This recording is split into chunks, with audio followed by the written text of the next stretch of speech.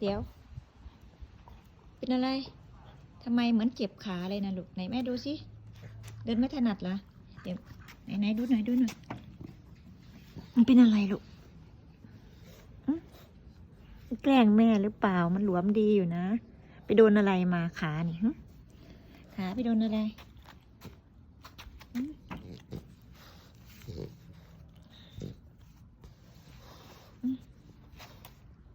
ทำอย่างนี้เนาะเดี๋ยวแม่ไปดูแลลุงก่อนนะคะนะเดี๋ยวแม่จะมาเช็ดตาให้ก่อนนอนนะคะ